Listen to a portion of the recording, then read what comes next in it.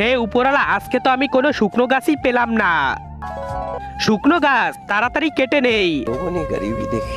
শুক্রিয়া উপরালা আমার বাচ্চাদের না খাইয়ে রাখার জন্য। দাঁড়াও, কেটো না।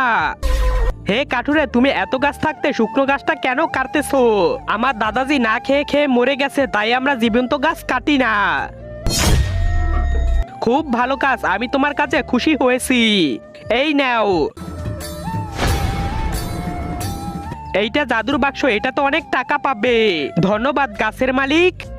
আমিও জাদুর বাক্স চাই। এই তো, আমিও এখন গাছটি কাটি।